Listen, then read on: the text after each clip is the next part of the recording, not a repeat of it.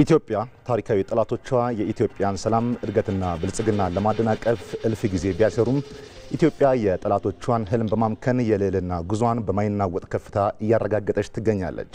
በተለይም ብሔራዊ ጥቅሟን ለማስጠበቅ ከምንጊዜውም በላይ በተጋችባቸው ጊዜያት ታሪካዊ ጠላቶቿ ከውስጥ ባንዳዎች ጋር የማበር ልምዳቸው ተገማች ነው። ለዚህም የአድዋ ጦርነት ታላቁ የኢትዮጵያ ህዳሴ ግድብና ብሔራዊ የባህር በር ጥያቄ ያነሳችበት ይህ ጊዜ አንዱ ማሳያ ነው።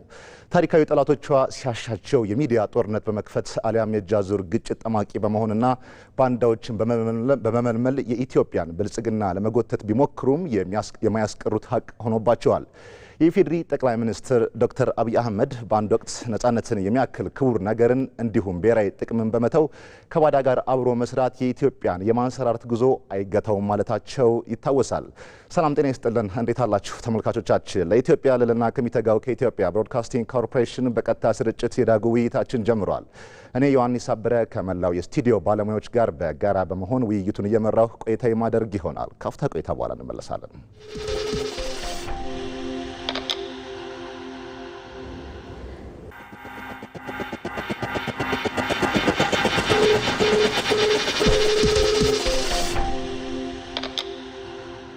ተመልሰናል። ክቡራን ተመልካቾቻችን እንግዲህ የዛሬ የዕለተ ሰኞ የዳጉ ውይይታችን ጀምሯል። እንግዶችን በመጀመሪያ የማስተዋወቅ ይሆናል።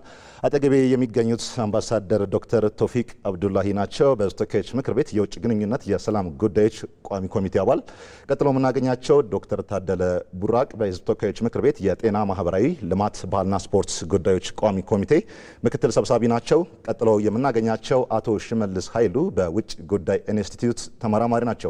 እንዲሁም ክልል ወደሚገኘው ወደ ሐዋሳ ስቱዲዮአችን ስንሄድ ደግሞ አቶ ዳዊት መዝገበ ይገኛሉ። በዲላ ዩኒቨርሲቲ የፖለቲካ ሳይንስና ዓለም አቀፍ ግንኙነት መምህርና ተመራማሪ ናቸው። እንግዶች ወደ ስቱዲዮአችን እንኳን በደህና መጣችሁ። መልካም። እንግዲህ አምባሳደር ዶክተር የጥያቄያችን መቅደም ወይም ማሟሻ ይሆን ዘንድ ወደ እርስዎ ነው የሚመጣው። ኢትዮጵያ በይነ ቁራኛ የሚከታተሏት ታሪካዊ የሚባሉ ጠላቶች አሏት። መነሻቸው ከሁለቱ ውሃዎች ማለትም ከአባይ ውሃና ከቀይ ባህር ቀጠና ኢትዮጵያን የማራቅ ነው። ትልቁ ፍራቻቸው ምንድን ነው አምባሳደር? ትልቁ ፍራቻቸው እንግዲህ በሁለቱም ወንዞች ወይም በሁለቱ ውሃዎች አስመልክቶ ኢትዮጵያ በተለይ አሁን በአባይ ጉዳይ ካየን ቀደም ሲል ከ1902 ዓመተ ምህረት በፊትም በብቸኝነት ይሄን ውሃ ሲጠቀሙ ነበር። ማለት የአባይ ውሃ እንግዲህ አባይ የምንለው በግዛታችን እስካለው ድረስ ነው። ከግዛታችን ከወጣ በኋላ በናይል ነው የሚጠራውና ያንን በተለይ የእንግሊዝ የኢንዱስትሪ አብዮት የጀመሩበት ጊዜና ለዛ ምርት የሚሆናቸው ለጨርቃጨርቅ ፋብሪካዎች ጥጥ ከግብጽ ነበረ በዋነኛነት የሚወስዱትና ስለዚህ ይህንን የአባይ ውሃን በመስኖነት ለመጠቀም ይቆይ እንጂ የላይኛው ተፋሰስ ሀገሮች መብታቸውን የሚያስከብሩበት ጊዜ ይመጣል ብለው ስለገመቱ ስለሰጉ ይህንን በብቸኝነት ለመጠቀም ያሴሩት ጉዳይ ነውና ስለዚህ ኢትዮጵያ ሌሎችም ቢሆን ኢትዮጵያ መብቷን ማለት በውሃ የመጠቀም መብቷን በነበሩት አግላይ ስምምነቶች የምትቆም ሳይሆን መብቷን የምታስከብር ይህንንም እንዳታስከብር ደግሞ በተለያየ ዘዴ የአባይ ተፋሰስ ሀገራት በተለይ ኢትዮጵያ ምክንያቱም 86 ከመቶ የናይል ውሃ አበርካች ኢትዮጵያ ነች። ከኢትዮጵያ 86% እና ስለዚህ ኢትዮጵያ ይህንን ጉዳይ እንዳታነሳ፣ ሁለተኛ ደግሞ ሌሎቹንም የተፋሰሱ ሀገራት እንዳታስተባበር ፍራቻቸው ይሄ ነበረ እና ፍራቻቸው በዚህ ሊቆም አልቻለም። ምክንያቱም የህልውና ጉዳይ ነው፣ የሀገር ጥቅም ጉዳይ ነው። እነዚህ አግላይ ስምምነቶችም በጊዜውም ቢሆን ኢትዮጵያ ተቃውማለች። ያልተሳተፍንበት የመጀመሪያው እንደሚታወቀው በግብጽና በእንግሊዝ መካከል ነበረ። እንግሊዝ እንግዲህ የላይኛው ተፋሰስ ሀገራትን የታላቁ ሐይቅ አካባቢ ያሉትን በግዛቷ ስር ስለነበሩ እነሱንም በመወከል ነው እንግዲህ ያደረገችው። ሁለተኛው በ1929 ማለት በእኛ በ1921 ዓመተ ምህረት ግብጽና ሱዳን ያደረጉት ነው እና እነዚህ ስምምነቶችን ለመቀየር ማለት አካታች እንዲሆን ለማድረግ ለምናደርገው ጥረቶች በሙሉ የናይል ተፋሰስ ሀገራትን በማስተባበር ወደ ውሳኔ ሳይሆን በወርክሾፕ በኮንፈረንስ ምናምን እንዲገታ ብቻ አድርገው ያቆሙበት ጊዜ ነበር ማለት ነው። ገፍተን ነው እንግዲህ በኋላ አብራራለሁ።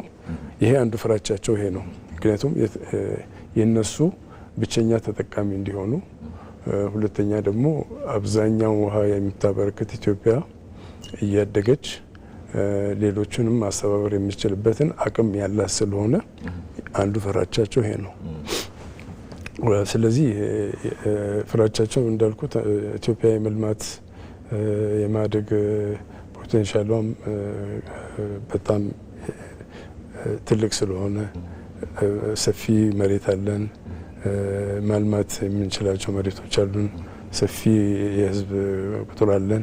ከዛ በላይ ደግሞ አመራሮቻችን በተለያየ ጊዜ በቁጭት የሚያነሱት ጉዳይ ስለነበረ በአባይ ጉዳይ መገለላችንን ዩዋ ሊደር እንጂ ችግር ሊፈጥርባቸው በብቸኝነት የያዙትን ትክክል ያልሆነውን ማስቆም የምንችልበትና እኛም መብታችንን ማስከበር የምንችልበትን ሂደት ስለገመቱና ስላዩ ነው አንደኛው። ሁለተኛው የባህር በር በተመለከተ እንግዲህ ኢትዮጵያ ቀደም ሲልም የቀይ ባህር ተጋሪ ነበር ማለት ነው እና በጥንት በአክሱም ጊዜ በአዱሊስ ከዛም በተለያዩ ወደቦች እንጠቀም ነው። የራሳችን ወደብ ነበረ። እንደ አጋጣሚ ሆኖ ባንታደልም በ1983 ከእጃችን እንዲወጣ አድርገናል እና የኢትዮጵያ እንግዲህ ቀይ ባህር ዋናው የዓለም የንግድ እንቅስቃሴ ካሉበት ቀጠናዎች አንዱ ነው። ወደብ ያለው ሀገር ደግሞ ተጠቃሚ በበለጠ ተጠቃሚ የሚሆንበት ከሌሎች ሀገሮች ደግሞ ማደግ በሚችልበት ደረጃ ሳይሆን ብዙ ተጨማሪ ችግሮች፣ ወጪዎች፣ ስጋቶች ይኖሩታልና ይህንን ኢትዮጵያን ቆልፈው እድገቷን ለማቀንጨር የሄዱበት ሁኔታ ነውና ይህንንም በምንታያለ መሰለህ። እርግጥ በእኛ ስህተት በጊዜው በነበሩ መሪዎች ስህተት የባህር በራችንን ብናጣም ከዛ በኋላ አንስተንም አናውቅም። ላለፉት 30 ዓመቶች ይሄ ነገር እንዲዳፈን አንዱ ጥረት ከሚያደርጉት ከኛ በኩል የነበረው ድክመት ብቻ ሳይሆን በአካባቢው ያሉት ሀገሮች በተለይ መሰረታዊ ጠላቶቻችን የምንላቸው የሸረቡት ስራ ነበር ማለት ነው እና በቀይ ባህር ተጋሪ ሀገራት ፎረም አለ፣ ካውንስል አለ። እዛ ውስጥ ኢትዮጵያ እንዳትኖር ተደርገዋል። ይህም ስጋታቸው ምንድነው? ኢትዮጵያ እድገቷን መቀነስ የሚችሉበት አድጋም ኃይል የራሷን መብት የምታስከበርበት ደረጃ እንዳይደርስ ለማድረግ ነውና ስለዚህ ታጥረን በነሱ ፍላጎትና በነሱ አሁንታ ብቻ እንድንቀሳቀስ የሚችልበትን ነገሮች ያሴሩበትና የጠነሰሱበት አካሄድ ስለሆነ ይሄ ነው ዋናው። መልካም አምባሳደር፣ ወደ እርስዎ መለሳለሁ። ዶክተር ወደ እርስዎ ልምጣና እንደው አሁን ኢትዮጵያ ያለችበት አሁናዊ ሁናቴ ይታወቃል። ለምን ባንዳዎች ይህንን ጊዜ በተሻለ ሁኔታ መረጡት? አመሰግናለሁ። ባንዳዎች ይህንን ጊዜ የመረጡበት ምክንያት ብዙ ነው ብዬ ነው ማስበው። ባንዳዎች ይህንን ጊዜ ሲመርጡ እንግዲያውስ ባንዳዎች ናቸው ወይ የመረጡት የሚለው ነገር ጋም መምጣትን ይጠይቃል ብዬ አስባለሁ። ከባንዳዎቹ ይልቅ ባዳዎቹ በደንብ ያውቁታል ይህን ጊዜ አስፈላጊነት፣ የዘመንን አስፈላጊነት በጣም ያውቃሉና የዘመንን አስፈላጊነት በጣም ሲያውቁም ኢትዮጵያ ያለችበት ሁኔታ አሁን በጣም በከፍተኛ ሁኔታ በእድገት ያለችበት ጊዜ ነው። ይሄ ጊዜ በጣም ብዙ ነገሮችን ሰርታ እያሳየች ያለችበት ጊዜ ነው። ዓለም እየተደነቀ ያለበት ጊዜ ነው። የተለያዩ ዓለም ሀገራት ትላልቅ የሚባሉት መጥተው እያዩ ያሉበት እየመሰከሩ ያሉበት ሁኔታ ነው ያለው። ስለዚህ ይሄ ጊዜ ለባዳዎች በጣም መጥፎ ጊዜ የሚባል ጊዜ ነው ብዬ ነው ማስበው። መሪዎቿ በጦርነት ውስጥ ጦርነቱን መልክ የቀየሩበት የውስጥ ለውስጥ ግጭቱን እና ሌሎች ጦርነቶችን ልማታዊ ያደረጉበት፣ ድህነትን ለመዋጋት እየተሰራ ያለበት፣ ጉስቁልናን ለመዋጋት እየተሰራ ያለበት፣ ጉስቁልናን በመዋጋት ድህነትን በመዋጋት ከተሞቻችን ከጉስቁልና በማውጣት ገጠሩን ከጉስቁልና በማውጣት በምግብ ራስ በመቻል የምግብ ሉዓላዊነትን በማረጋገጥ ውስጥ ያለውን ውጊያ በመዋጋት የውጊያውን ስልትና ዘመናዊነትን ኢትዮጵያ የቀየረችበት ጊዜ ስለሆነ ይሄ ጊዜ በጣም አደገኛ ጊዜ ነው ብዬ ነው ማስበው። ይሄን ጊዜ ተጠቅመው ካላዳከሟት ልትዳከም የምትችል ሀገር እንዳይደለች በጣም ከፍ ወዳለው ስለ ንቦናዊ ልዕልና እየገባች ያለች ሀገር እንደሆነች አይተው ስለነበረ ነው አንዱ። ሁለተኛው ኢትዮጵያ በዚህን ጊዜ ይሄ ጊዜ የምርጫ ወቅት ነው። 7ኛው ዙር የምርጫ የሚካሄድበት ወቅት ነው። ይህ ምርጫ በማደናቀፍ የሚያገኙት ነገር አለ። ይህ ምርጫ በማደናቀፍ የሽግግር መንግስት መጠየቅ ይችላሉ። ይህ ምርጫ በማደናቀፍ ኢትዮጵያ መንግስት ተዳክሟል፣ ምርጫ ማካሄድ አልቻለም የሚባለውን ነገር መስራት ይችላሉ። ለሚፈልጉት ውስጣዊ ግጭቶችም ይሁን ውስጣዊ አቅሞችን የብሔር እንበለው የጎሳ እንበለው የሃይማኖት እንበለው የተለያዩ አይነት መልኮችን ይዘው ለመጠቀም ይቺን ጊዜ መጠቀምን እንደ አማራጭ ያዩት ነው የሚመስለኝና እነዚህን እና ሌሎችንም መልኮችን አይተው ስለነበር ይሄን ጊዜ መርጠዋል። ባንዳዎች ስለመረጡ ነው ባዳዎች ስለመረጡ ነው ባንዳዎች የሚመርጡት። እዚህ ጋር ባንዳና ባዳ የሚባሉ አሉ፣ ላኪና ተላላኪ አለ። እነዚህ በጣም ተያያዥ ውጫዊና ውስጣዊ ጥናቶች ተካሄደው ስለሚደረግ በጣም ጥናታዊ ነው የሚል ነገር ለማንሳት ነው። መልካም ዶክተር አቶ ሽመልስ ወደ እርስዎ ልምጣና የሀገር ብሔራዊ ጥቅም እና እድገት ከግል ጥቅም የስልጣን ጥማት አይበልጥም። ይሄ እሙን ነው። ነገር ግን ከአድዋ ጀምረን ያየን እንደሆነ ባንዳዎች ርካሽ የፖለቲካ ጥቅም ሀገራቸውን ሲሸጡ ኖረዋል። ታሪክ ከዚህ ምን ያስተምረናል? ያው ታሪክ የሚያስተምረን ሁለት ነገር ነው። አንደኛ ባንዳነት ቅድም አንተም እንዳነሳው ከአንድ ሀገረ መንግስት ብሔራዊ ጥቅም ከህዝብ ጥቅም አይበልጥም እንደማይበልጥና በዛ ልክ ማሸነፍ እንደማይችሉ በታሪክ አይተናል። አንተም እንዳነሳው በአድዋ ጊዜ ጀምሮ እስከ ዛሬ የኢትዮጵያ ብሔራዊ ጥቅም የሚጎዱ ጉዳዮች ሲነሱ ብዙ ኢትዮጵያ ዜጋ ሆኖ ኢትዮጵያውያን ሆኖ ከተቃራኒ ጎን ቆሞ ጊዜያዊ ጥቅም ግለሰባዊ ፍላጎትን ለማሟላት ኢትዮጵያ ወቅቶታል። የኢትዮጵያን ብሔራዊ ጥቅም አሳልፎ ሰጥቶታል። ነገር ግን በዛ ልክ ኢትዮጵያ ተሸንፋ አልቀረችም። አድዋ ላይ አሸንፋለች። ከዛ በኋላ ማጮ ላይ የአርበኞች ትግል እስከ ዛሬ ይሄ ጉዳይ የቀጠለ ነው እና ለጊዜያዊ ጥቅም ሀገር ብሔራዊ ጥቅምን አሳልፎ መስጠት የትም እንደማያደርስ አንዱ ተምረናል።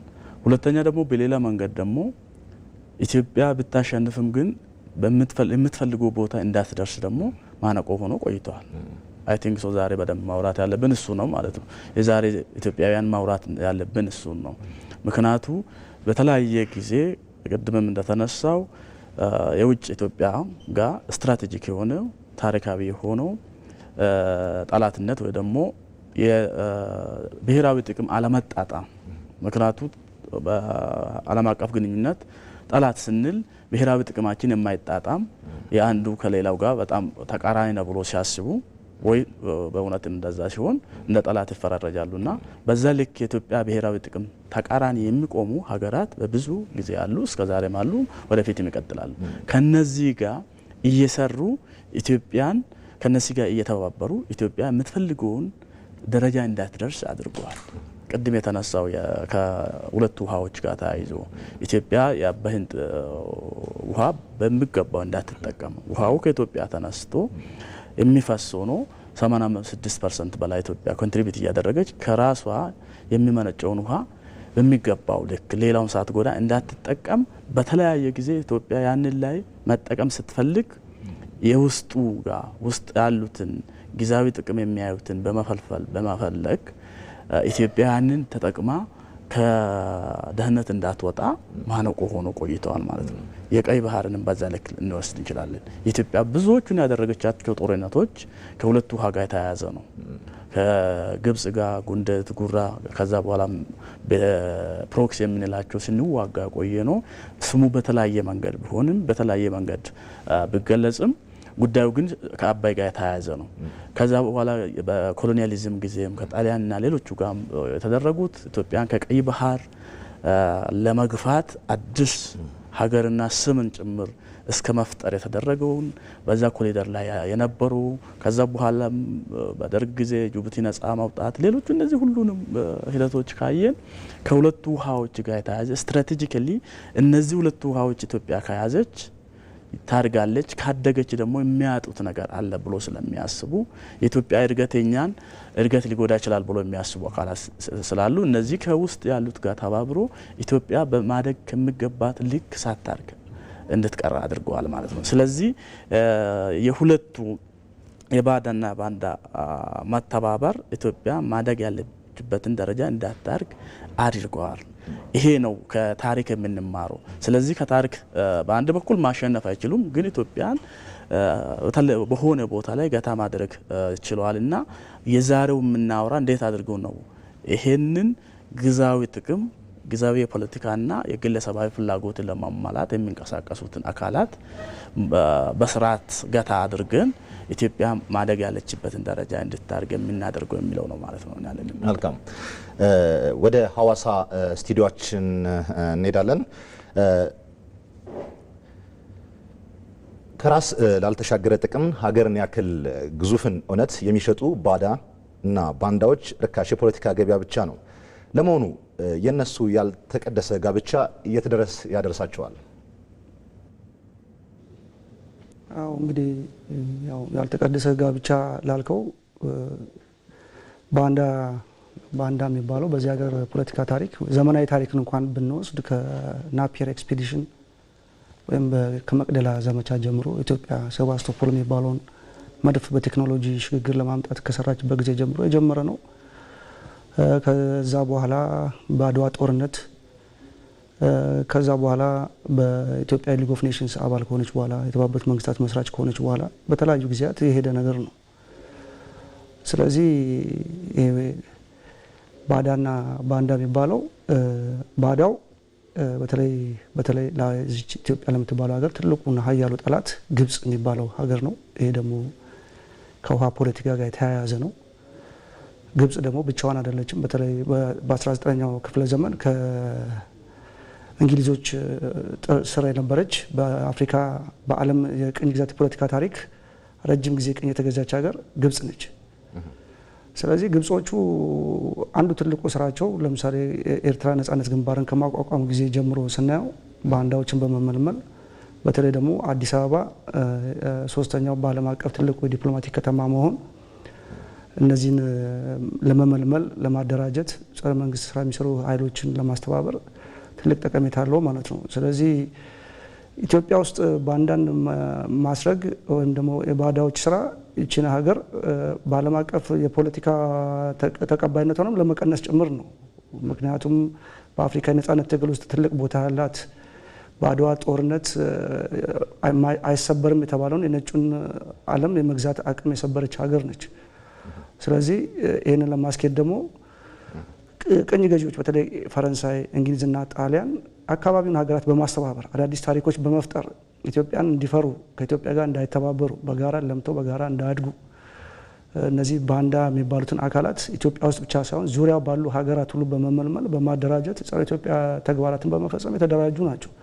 ስለዚህ ትልቅ የፖለቲካ ታሪክ አለው።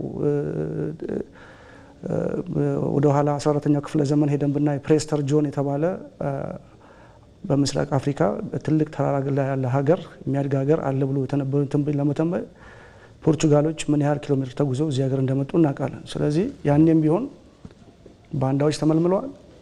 ዛሬም ባንዳዎች ባንዳዎችን ይመለምላሉ። ባንዳዎች ባንዳን ለመመልመል ኤምባሲዎቻቸውን ምክንያቱም ለምሳሌ አዲስ አበባን ብታይ በዓለም ላይ 3ኛው ትልቁ ዲፕሎማቲክ ከተማ ነው። እነዚህ ኤምባሲዎች የሚባሉት ከኖርማል ስራቸው በተጨማሪ አንዱ ስራቸው እነዚህ መመልመል፣ ማደራጀት፣ መረጃ መውሰድ፣ መረጃ እንትን ማለት ነው። ስለዚህ እነዚህን ነገሮች በጥልቅ ማሰብ ያስፈልጋል፣ በጥልቅ መስራት ያስፈልጋል። ዓለም አቀፍ ድርጅት ተቋማትን የሚሰሩትን ሰዎች በተለይ የሀገሬውን ሰው በመመልመል መረጃ እንዲሰጥ በማድረግ ትላልቅ ስራ የሚሰሩት እነዚህ ናቸው። ስለዚህ ይሄ አገር ከአፍሪካ የተለየ ስም አለው፣ የተለየ ስፍራ አለው። በአፍሪካ የነጻነት በጥቁር ዓለም ነጻነት ታሪክ ፋና ወጊ ነው።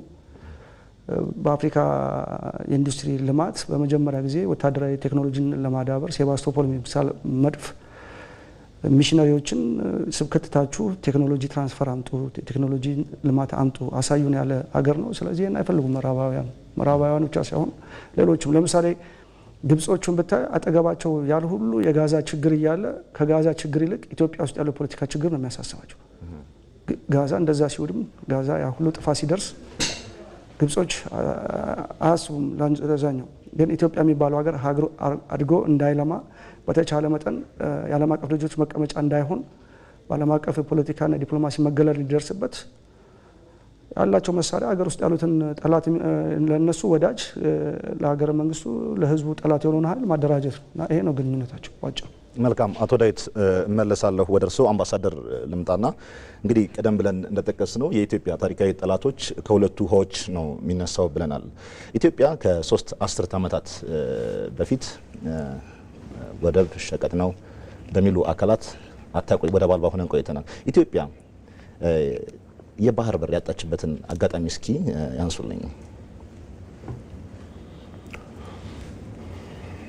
ኢትዮጵያ እንግዲህ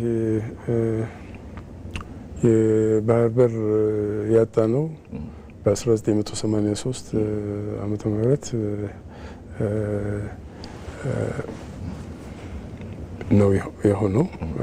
ሁለተኛ ይሄ ሲሆን ምንድነው እንደምታውቁት የደርግ መንግስት በኃይል የተገረሰሰበት፣ ሁለተኛ ደግሞ ኤርትራም ነጻ የወጣችበት አመት ነበረውና በዛን ጊዜ የነበረው መንግስት አሰብ የኛ አይደለችም በሚል አሳልፈው ነው የሰጡት እና ይሄ ታሪካዊ ስህተት ነው። ይቅርታ የለሽ ማለት ነው ስህተት ነው። ሁለተኛ ደግሞ የዚህ አይነት ሲሆን በተለይ እንደዚህ ምንድነው ነጻ የሚወጡ ወይም ግዛቶች ወይም ሀገር ሲሆኑ መደራደር የሚቻልበት ጊዜ ነበረ። ግን ይህንን ትኩረት ስላልተሰጠው ስላልተፈለገ አሳልፈን ሰጥተናል። ይሄ የሚቆጭ ነው። ሁለተኛ እንደዛም ሆኖ መጠየቅ የምንችልበት ጊዜ አጋጣሚዎችን የነበሩትን ሁሉ መጠቀም አልቻለን እና አሁን ከ2 ዓመት ጀምሮ ከሪፎርም ካደረግን በኋላ ከ2011 በኋላ ይሄ ጥያቄ ምክንያቱም ኢትዮጵያ በጣም እያደገች የመጣች፣ ሁለተኛ ደግሞ የምታድገው በፍላጎቷና ባለው አጋጣሚ ብቻ ሳይሆን ይህንን ሊገድቡ የሚችሉ ሁኔታዎችን መፍትሄ መስጠት ስለሚያስፈልገን በዚህ ቁጭት በተሞላ የሄድንበት የባህር በር ጥያቄ ትክክለኛ ጥያቄ በሀገራዊም እንዲሆን አህጉራዊም እንዲሆን ዓለም አቀፋዊ እንዲሆን ያነሳነው ጥያቄ እንግዲህ ወደዚህ ነው እየወሰደን ያለውና ያጣንበት መንገድ ፍትሃዊ በሆነ መንገድ አይደለም። አምባሳደር ምን አሳጥቶናል? ያሳጣንማ ቀላል ነገር አይደለም። አንደኛ ህልውናችን የሀገራችንን ምንድነው ሉዓላዊነት አሳልፈን ነው የሰጠነው። ሁለተኛ ባህር በር ያለውና ባህር በር የሌለው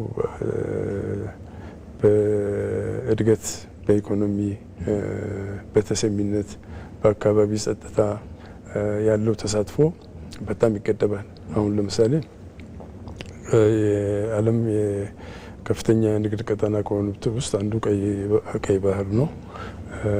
ስለዚህ አገራት በተለይ ቀይ ባህር አካባቢ ያለ ነው እኛ እንግዲህ መውጫ መግቢያችንም ይሄ ብቻ ነውና የምንልካቸው እቃዎች ምርቶቻችን፣ ሁለተኛ ደግሞ ወደ ኢትዮጵያ የምናስገባቸው የራሳችን ባህር በር ስለሌለን ተጨማሪ ክፍያዎች፣ ተጨማሪ ጊዜዎች፣ ተጨማሪ ልፋቶች፣ ተጨማሪ ምንድነው ጫናዎች ይፈጠሩብናል። ሁለተኛ ደግሞ ሁልጊዜ በጎረቤት ሀገር ነው ይሁንታ ነው። ምንም እንኳ የተባበሩት መንግስታት ሎ ኦፍ ደ ሲ ያለ ቢሆንም ሀገራት ባህር በር የሌላቸው ሀገራት እቃ ወደ ሀገራቸው ማስገባት ወይም ምርቶቻቸውን ወደ ውጭ መላክ ሲፈልጉ መብታቸው የተጠበቀ ነው ቢልም ግን ይሁንታ እንደራስህ ሆኖ እንደራስህ ግዛት የሚሆን አይደለምና የነሱን ይሁንታ ያየ ነው። ሁለተኛ ችግር ቢፈጠር ደግሞ የተወሰኑ እቃዎችን ሳይመረምሩ ማሳለፍ አይቻልም። በእነሱ ይሁንታ ነው ማለት ነው። ሶስተኛ ቅልጥፍና ምንድነው? የሚመጡት እቃዎች ወይም የምንልካቸው ምርቶቻችን ተጨማሪ ክፍያዎች እንከፍላለን። ለወደብ አገልግሎት ከምንከፍለው በላይ ማለት ነው። አሁን ለምሳሌ ቀንድ ከብቶቻችንን እንልካለን፣ ለካራንታይን እንከፍላለን። በራስ ማለት ነው። በበግ ይሁን በፍየል ይሁን በከብት ይሁን ተጨማሪ ክፍያዎች ነው እና ስለዚህ ምርቶቻችን በዓለም ገበያ ተወዳዳሪነታቸው ምክንያቱም ይቀንሳል። ወጪያችን ብዙ ስለሆነ ከነዛ ጋር ለመወዳደር ያንሳል። ስለዚህ ትርፋችን ያንሳል ማለት ነው። ስለዚህ ይሄ ግልጽ የሆነ ጫናዎች ናቸው። ከዛ በላይ ደግሞ አካባቢው እንደምታውቁት የሶማሊያ መንግስት አልባ ሆኖ በሶማሊያ ውስጥ ያለውን አለመረጋጋት አልሸባብ የነገሰበት ጊዜ ሆኖ አካባቢ ሀገር በተለይ ወደ ባህርም ተሻግረው መርከቦችን መቆጣጠር መያዝ በጀመሩበት ጊዜ ኢትዮጵያን ገብታ በሶማሊያ ያለውን የአልሸባብ ኃይል ማዳከም የቻለችው ግን ከዛ ውጪ ባህር በር ስለሌለን ማድረግ አልቻልንም። ይህንን እንግዲህ የትላልቅ ሀገራት የራሳቸውን የጦር መርከቦች ልከው በቅኝት ሲያስተባብሩ ነበር። አሁን ደግሞ የምናየው ጭራሽ የጦር ሰፈር የመርከብ ማሪን ፎርስ ካምፕ እያበጁ ነው ያለው። እኛ መውጫ መግቢያችን እኮ ነው እና እንደ ሌሎቹ የደላን አይደለንም። ይህንን በአስተማማኝ መጠቀም የምንችልበት፣ ሁለተኛ ደግሞ በአስተማማኝ የምንልክበት የሚገባ የአካባቢውን ሰላም የምንጠብቅበትና የተደረገብን ሴራ ማጣታችን ብቻ አይደለም እኮ እዚህ ውስጥም ተገፍተናል። አሁን የባህር በር ጥያቄ ስናነሳ አንድ መታወቅ ያለበት የጠየቅነው በሰላም ጉዳይ ነው፣ በሰላም ማድረግ ነው እና ይሄ አዲስ ነገር አይደለም። ግን ጥያቄውን በማንሳታችን የዓለም መናኛ መነጋገሪያ ጉዳይ ሆኗል። ሁለተኛ ደግሞ ስናነሳ ይህንን አዲስ ነገር አይደለም። በዚሁ በእኛ ቀጠና በቀይ ባህር በ1957 ጆርዳን ከሳውዲ አረቢያ ጋር ጆርዳን መሬት ሰጣ። ሳውዲ አረቢያ ደግሞ የባህር ምንድነው የቀይ ባህር ተጋሪ። ምክንያቱም ጆርዳን ወደ 7 ኪሎ ሜትር አላት። ግን ማስፋት ስለፈለገች ለባህር ኃይልም ለሌላም መጠቀም ስለፈለገች ከነሱ ጋር ተደራድራ 19 ኪሎ ሜትር ጨምረውላታል። እሷ ደግሞ በልዋጭ መሬት ሰጥታለች። እና አጠገባችን ማለት ምንድነው ቀይ ባህር በዚህ በሰላም መንገድ ለውጥ ያደረጉበታል። እኛም የጠየቅነው ይሄንን ነው። እና አሁን ሁለቱ በሰላም እየኖሩ ነው። ምንም ችግር የለም ማለት ነው። ስለዚህ እኛ በሰላም ማግኘት የምንችልባቸውን ሰጥቶ በመቀበል በውይይት በድርድር ማግኘት ነው የምንፈልገው። የጠየቅነው ይሄ ነው እና ጊዜው እየጎላ መጥቶ አሁን እንግዲህ አማራጮች ምክንያቱም በአንድ ወደብ ብቻ አይበቃንም። የኢትዮጵያ ኢኮኖሚ እድገቱ በጣም ስፋት አለው እና ስለዚህ ከአንድ ወደብ በላይም የሚያስፈልገን ነው። ሁለተኛ ቅኝት ያስፈልገው ለአካባቢው በሰላም ወጥቶ በሰላም መግባት የሚችልበት የንግድ መርከቦች የስጋት ሳይሆን ምክንያቱም የስጋት ከሆነ ለኢንሹራንስም ለመርከብ የሚከፈለው በጣም ዋጋው ይጨምራልና የሚገቡት እቃዎች በርታቸው ህዝባችን ላይ የኑሮ ውድነት በጣም ከፍ ይላል። በሌላ በኩል ደግሞ የምንልካቸውን ደግሞ ዓለም ገበያ ውስጥ መወዳደር የምንችልበትን አቅም ይቀንስብናል እና ስለዚህ ይሄ ከአንድ ወደብ ጋር ብቻ አይደለም፣ ሌላም ወደቦች እንፈልጋለን። የጸጥታውንም ማስከበር እንፈልጋለን። ምክንያቱም ከሌላ ቦታ መጥተው ሲቃኙ ለራሳቸው ስንት ሺህ ኪሎ ሜትር ሆኖ እርቀት ያለው አካባቢው ግን ለንግድ መተላለፊያ ዋና በር በመሆኑ እነሱ መጥተው የባህር ኃይል ቦታ ሲያገኙ እኛ ለምንድን ነው ይህን የምንከለከለው? እንደ ነውር ለምንድን ነው የሚቆጠረው? ኢትዮጵያን ለማሳጣት የሚፈልጉ ኃይላት ናቸው እንጂ ከኛ በላይ በዚህ ተጎጂ የሆነ ማን አለ?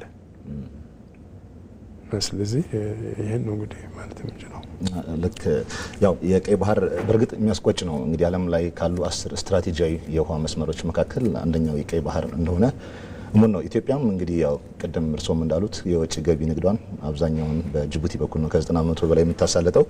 ይሄ የቀይ ባህር አለመኖር ኢትዮጵያ ላይ ዘላቂ የሆነ ስብራት ፈጥሯል። በተለይ ከምናስገባቸው ኢምፖርት ከምናደርጋቸው እቃዎች ላይ ከ15 እስከ 25% እንደሆኑ እንዲሁም የሀገር ውስጥ ጂዲፒውም ጠቅላላ ምርት ላይ የሚያስከትለው አሉታዊ ተጽዕኖ የከፋ እንደሆነ እሙን ነው። ጥሩ ብለዋል ዶክተር። ወደ እርሶ ልምጣና እንግዲህ ኢትዮጵያ በመደመር መንግስት መርህ የኢኮኖሚ የፖለቲካ ብሎም የአሰራር ዝማኔ ያሳየችበት ወቅት ላይ እንገኛለን። በተለይ አሁን ለመሆኑ ጥያቄ ካለ በሰላማዊ መንገድ ማቅረብ እየተቻለና ስልጣንን በሰላማዊ ንግግር የማግኘት እድሉ ባለበት በዚህ ዘመን የባዳነት ተልዕኮ በመረከብ የኃይል አማራጭ መጠቀም ምን ያክል ያስኬዳል?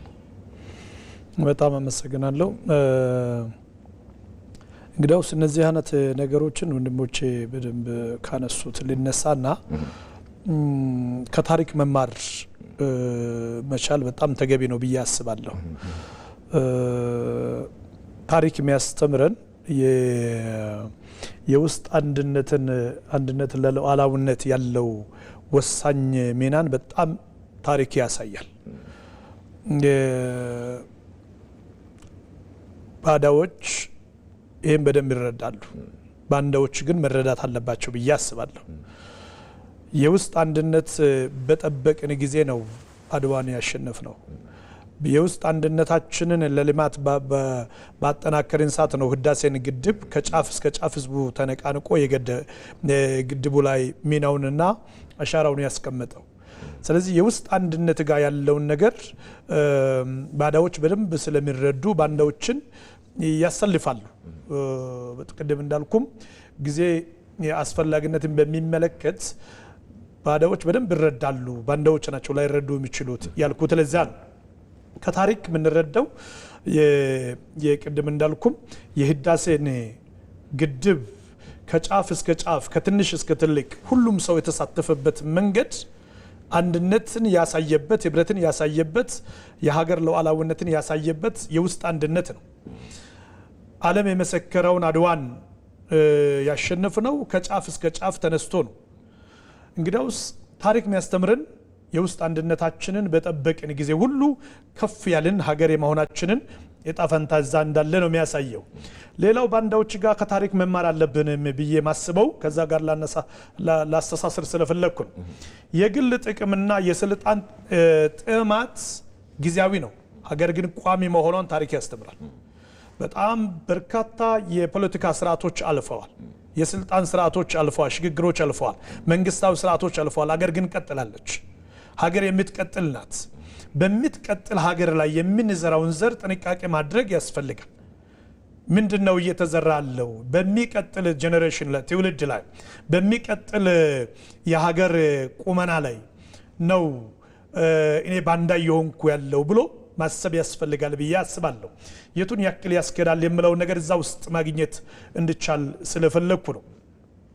ሌላኛው የባንዳዎች እንግዳውስ በባዳዎች የሚላላኩ ከሆነ የውጭ እርዳታ በነፃ እንደማይገኝ በደንብ ማወቅ ተገቢ። የውጭ እርዳታ በነፃ አይገኝም። ወንድምህን አጥፍቶ ነው የሚገኘው።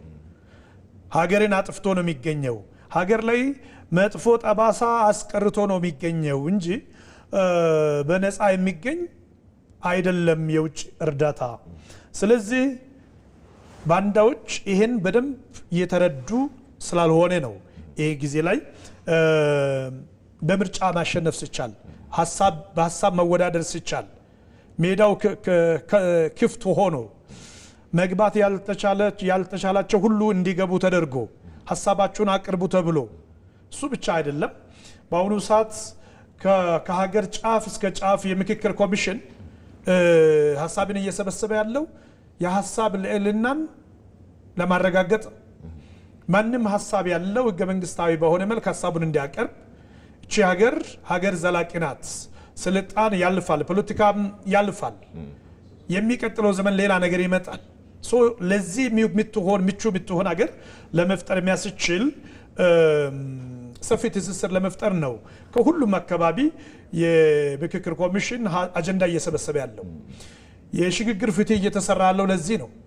ስለዚህ ይሄን ማየት ተገቢ ነው ብዬ አስባለሁ። ታሪክም የሚያሳየን ከውጭ የሚሆነው ማንኛውም እርዳታ ነፃ የሚገኝ እርዳታ የለም።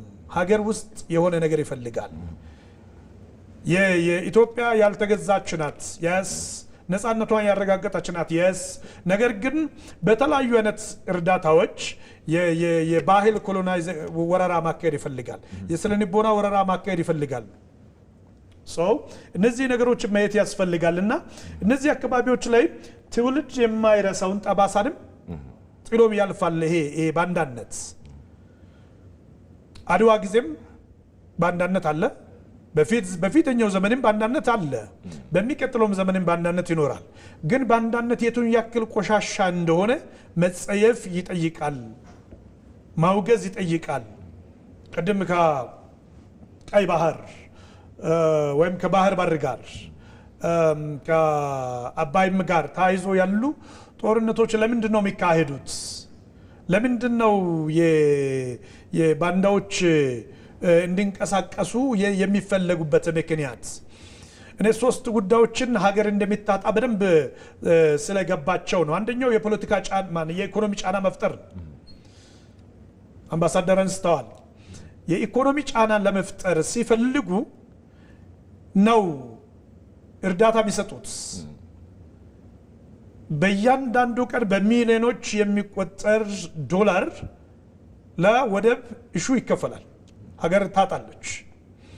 በአመትም ምናልባት ከ2 ቢሊዮን ብር በላይ በወደብ ምክንያት ሀገር ታጣለች።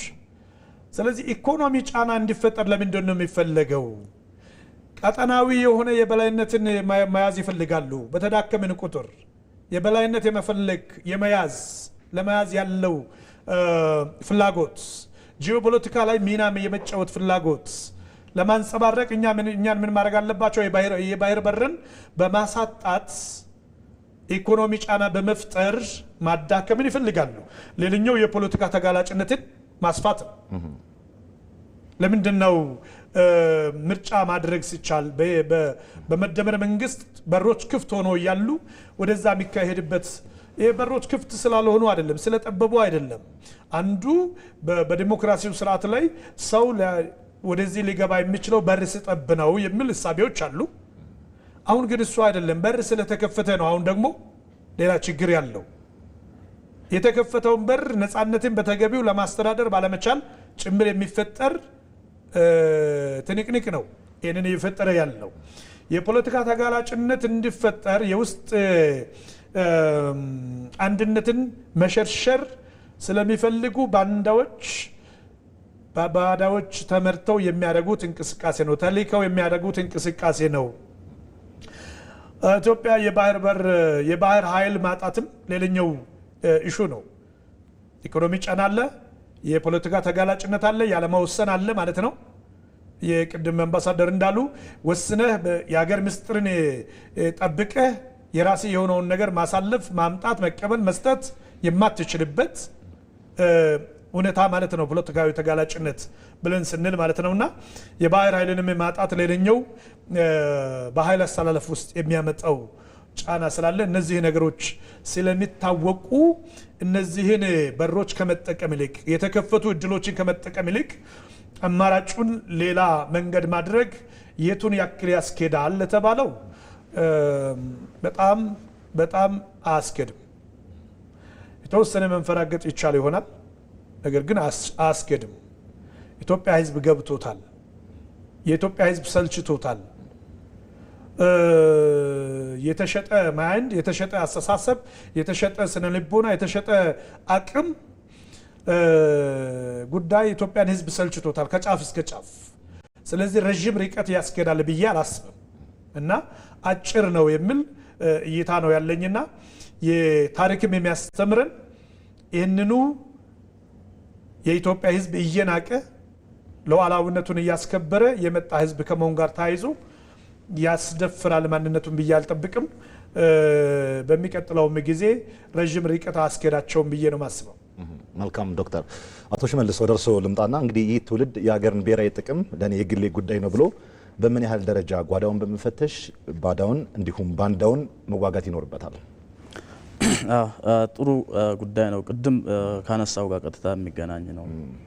በተለያየ ጊዜ ኢትዮጵያ በተሻለ ብሔራዊ ጥቅሟን ለማስጠበቅ ስትንቀሳቀስ ከውጭ ይሄ እኛን ጥቅም ይጎዳል ብሎ የሚያስቡት አገር ውስጥ ደግሞ አውቆም ግማሹ ሳያቅም ከዚህ ጋር እየተባበሩ ኢትዮጵያ የምትፈልገው ቦታ ደርሳ ብሔራዊ ጥቅሟን ማስጠበቅ እንዳልቻለች ነው ያወራ ነው። ስለዚህ የአሁኑ ትውልድ አንዱ ትልቁ ነገር ይሄንን ነባራዊ ሁኔታ ማወቅ ነው። ምክንያቱም ስለ አንድ ጉዳይ ስለ አንድ ችግር መፍትሄ ለማበጀት መጀመሪያው ጉዳዩን በደንብ ማወቅ አስፈላጊ ነው እና በእኔ እምነት አሁን ያለው ትውልድ ሀገር ምንድነው፣ ሀገራዊ ጥቅምስ፣ ሀገር ራሱ ምንድነው የሚለውን በደንብ ማወቅ መቻል አለብን ብዬ አስባለሁ። ሀገራዊ ስሜት ሳይኖር የሀገር ጥቅምን በደንብ ሳታቅ ሀገርን በደንብ መጠበቅ አትችልም። የሀገርን ብሔራዊ ጥቅም መጠበቅ አትችልም። ስለዚህ ሀገራዊ ማንነቱን በደንብ ማየት አለብን ብዬ አስባለሁ። በተለይ በእኔ ትውልድ እኔ ባለፉት 30 ዓመት ውስጥ ነው ተምሬ የመጣሁት። የነበረው ስለ ሀገር ያለን እሳቤ ሀገር ምን እንደሆነ የተማንበት ጉዳዮች እንደገና በደንብ ማየት አስፈላጊ ነው። ምክንያቱም የሀገርን ጥቅም በምን ልክ ነው የምንለካው? በምን መንገድ ነው የምናየው? ጊዜያዊ ቅድም አንስተናል። ጊዜያዊ ጥቅሞች የኢኮኖሚ ሊሆን ይችላል፣ ሌላ ስልጣን፣ መንግስት፣ ፓርቲ፣ ሀገረ መንግስት የሚሉት ነገሮችን በደንብ ዲፋይን አድርገን ነገን ምንድን ነው ኢትዮጵያ የምንለው ሀገር እዚሁ ነው ያለችው። አክቹአሊ ስሙን ተቀይረን ዲዛይኑን ምኑን ነው ቀይር ነው እንጂ የሰው ልጅ መኖር ከጀመረ ጊዜ ጀምሮ የኛ ትውልድ እዚህ ነው የኖሩት። ሲቪላይዜሽን ሊባል ይችላል። ከዛ ኤምፓየር ምን ብሎ ዘመናዊ ኢትዮጵያ ነው ተፈጠረው። አደረጃጀቶቹ ተቀይሮ ሰዎቹ ተቀይሮ መንግስታት አስተዳደር እየተቀየረ ግን ትውልዱ ይቀጥላል። ስለዚህ ጣፋንታችን እዚህ መሆኑን እዚህ አካባቢ መሆኑና እዚህ አካባቢ ያለው ስርዓት ከሌለን ምን እንደሚያጋጥመን በደንብ ሴንስ ማድረግ መቻል አለብን። ይሄንን ደፈር ብዬ ያነሳሁት ለምንድን ነው ስንማር የነበረው ባለፉት 30 ዓመታት ሀገር ማለት ምንድን ነው፣ የሀገርን ጥቅም፣ የሀገር ሉዓላዊነት ምንድን ነው፣ የሀገር ብሔራዊ ጥቅም ምንድን ነው፣ የሀገር ቀጣይነት ምንድን ነው የሚለውን ትንሽ ላላ አድርገን ስለነበረ ያንን ሲሪየስሊ ማየት፣ ያንን ካየ በኋላ ወደ ዓለምም ሄደን ማየት ነው። ይሄን ባነሳሁት ለምሳሌ አሁን እኔ ስለማየው ኢትዮጵያ ባለፈው የሰሜን ጦርነቱ በነበረ ጊዜ አሜሪካ ኢትዮጵያ ላይ ጫና ፈጥራ ነበር። ላይክ አንዱ ከዛ ውስጥ ቴምፖራሪ ፕሮቴክትድ ስታተስ የሚል ከኢትዮጵያ በፖለቲካ ምክንያት ጉዳት የሚደርስባቸው ከለላ መስጠት የሚል ነው። ያ ህግ እስከ ቅርብ ጊዜ ነው ባለፈው ሳምንት ነው የተነሳ ከኢትዮጵያ ያችን ለማስጠበቅ ግን ኢትዮጵያ ላይ የተፈጠረው ጫና በኢትዮጵያውያን ራሱ ግማሹ አውቆ ግማሹ ሳቅ ያን ውስጥ የነበሩት ኦሎሞስት ወደ 5000 እንደዛ አካባቢ የሆኑ ሰዎች ናቸው። የነዚህ 5000 ሰዎች ኢንተረስት ለማስጠበቅ አሜሪካ እንዲቆዩ ለማድረግ ይሄ ህግ ኢትዮጵያ ላይ እንዲቆይ ይሄ ህግ ደግሞ ከኢትዮጵያና የአሜሪካ ግንኙነትን በጣም በኃይለኛ ጎርቶ ነበር። አግዋ ፎረም የምንለው ለአፍሪካውያን በነጻ አሜሪካ ገበያ ላይ እንዲሸጡ ከኢትዮጵያ ኢንዱስትሪያል ፓርክ የወጡ አሜሪካ እንዲሸጡ የሚፈቅድ ነው። ይሄ ህግ በዚህች ህግ ምክንያት ነው እነዚህ ጥቂት ሰዎችን የፖለቲካ ኢንተረስትን ለማስጠበቅ ከለላ አሜሪካ ውስጥ እንዲያገኙ ብቻ ለማድረግ ኢትዮጵያ ላይ ጫና ተፈጥሮ ከኢንዱስትሪያል ፓርክ የምናገኘው ጥቅም እዛ የሚሰሩ ሰራተኞች ጉዳት እንዲደርስባቸው እስከ ቅርብ ጊዜ ጫና እየተፈጠረ ነበር። እንደዛ የሆኑ ማይነር ጉዳዮች የሚፈጠሩ ምን ሲሆን ነው ግለሰቦቹ ቅድም እንዳነሳ ነው የራሳቸው ፖለቲካ ኢንተረስት ሊያስገዱ ይችላሉ። ግን ያንን ደግፎ የሚንቀሳቀሱ ወጣት ያንን ካምፔን የሚያደርጉ ወጣት ቀጭ ብሎ በስሜት ሳይሆን በስሌት ሀገር ምንድነው ይሄንን ሳደርግ የኔ ጥቅም ነው የሚጎዳ የሀገር ጥቅም ነው የኔ ጥቅም ቢጎዳ ነው የሀገር ጥቅም ቢጎዳ ነው የሚቻለው ብሎ በደንብ አይቶ መመራመር መቻል አለበት። ወጣቱ በትውልድ በተለይ ይሄን ማየት አለበት።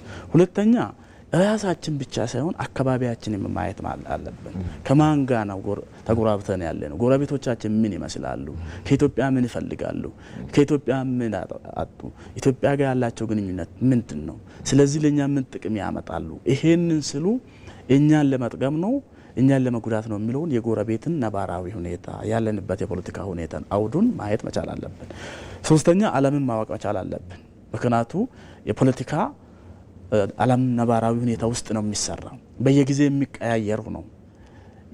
የሆነ ጊዜ ሉዓላዊነት ስታወራ ምናልባት ሚሊታሪ ስትሬንግዝ ሊሆን ይችላል። ስለዚህ ድንበርን ከለለ ማኖር ሊሆን ይችላል። የሆነ ጊዜ ደግሞ ኢኮኖሚ ነው። ዛሬ ደግሞ የዲጂታል ዘመን ነው።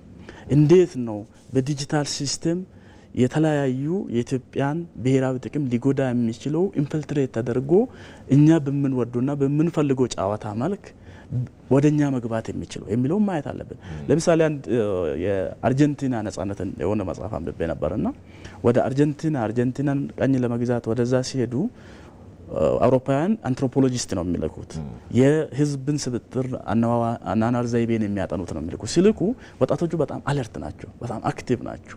ቀስትን ይለማመዳሉ፣ ባህላዊ ጦርነትን ይለማመዳሉ። በጣም ከባድ ነው። ከዛ ምንድነው ሪፖርት ያደረጉት እነዚህን ሰዎች መግዛት ከባድ ነው፣ ወጣቶቹን ከዚህ የሚያወጣ ነገር መስራት አለብን ብሎ ሌላ ፕሮጀክት ነው ይዘው ሄዱ። ከዛ 10 አመት ስጡ ነው አሉት።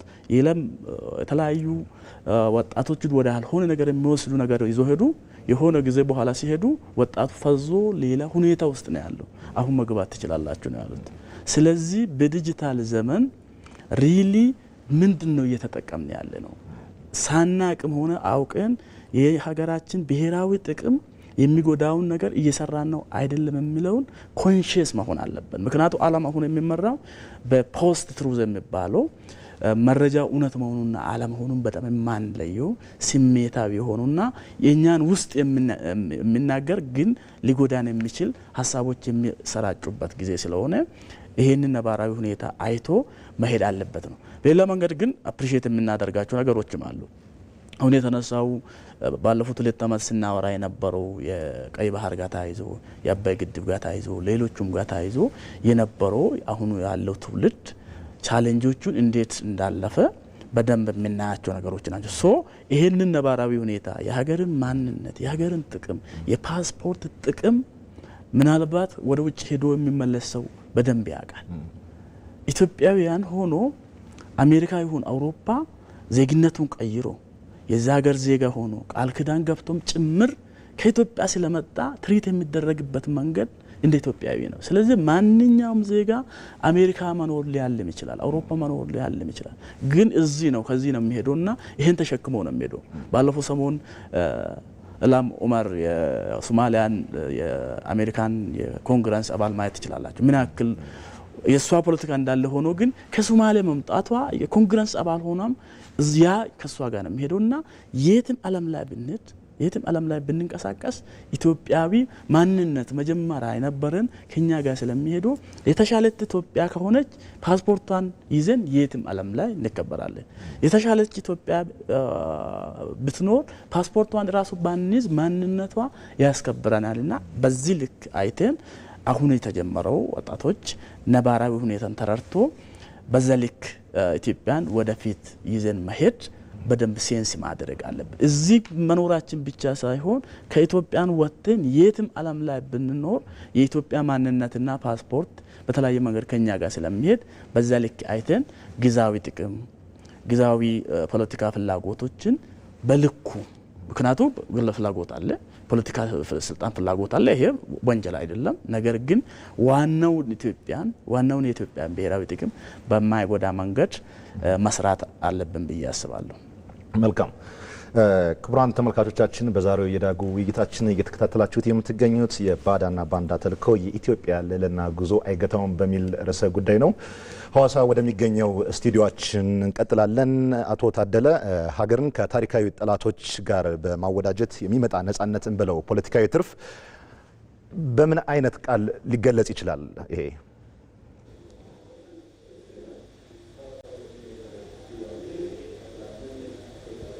ሄሎ ሐዋሳ ይቀጥሉ። አቶ ታደለ እርሶ ጋር ነኝ። አቶ ዳዊት ነኝ። ይቅርታ። እሺ ይቅርታ። እሺ ጥያቄውን ድገምልኝ። ታደለ ስላልክ ሌላ ሰው የጠየቅ ነው መሰለኝ። እሺ ጥያቄውን ልድገምልዎት። እንግዲህ ሀገርን ከታሪካዊ ጠላቶቿ ጋር በመወዳጀት የሚመጣን ነጻነት እንበለው ፖለቲካዊ ትርፍ በምን አይነት ቃል ሊገለጽ ይችላል? እንግዲህ ሀገርን በመሸጥ የሚገኝ ታሪካዊ ነጻነትም የለም። ሀገር መሸጥ ሀገር ክህደት ነው የሚባለው። ሀገርንም ሸጠህ የምታገኘው ጥቅም ምናልባት የተወሰኑ ቀናትን የተወሰኑ ጊዜዎችን ስጋዊ ደስታን ስጋዊ ፍስሐ ልታገኝ ትችልበት ይሆን እንደሆነ እንጂ በታሪክ በጥቁር ቀለም ወይም ደግሞ በታሪክ በደም የሚጻፍ ነገር ላይ በክፉ የሚያጽፍ ነገር ነው። ስለዚህ አገራዊ ጥቅምን መሸጥ ከዘመን ወደ ዘመን ከትውልድ ወደ ትውልድ የሚሸጋገር የታሪክ ዕዳና ፍዳ ነው የሚያስቀምጠው። እነዚህ ነገሮች በጥልቀት ለማስተዋል ፕሮፌሰር መስፍን ወልደማርያም የጻፏቸውን መጽሐፍት ማየት ይጠቅማል። ምን ያህል እኛ አንዳንድ ጊዜ አክብረናቸው ትልቅ ናቸው ያልናቸው ሰዎች ታሪካቸው ሲፈተሽ በኋላ ወደ ኋላ ተመቶ ስንት የሚገርሙ ነገሮች እንደተሰሙ እንደታዩ የሚታወቅ ነው። ስለዚህ ጊዜያዊ ጥቅም ነው። ጊዜያዊ ጥቅም አያሻግርም። ለዛም ግለሰቡ ወይ አገራዊ ጥቅሙን የሀገሪቷን ብሔራዊ ጥቅም ሀገሪቷን ማንነት አሳልፎ የሰጠውን ሰው ትውልዱንም የራሱን ትውልድ የስጋዊ ትውልዱንም የሚያሳፍርና አንገት የሚያስደፋ ነው።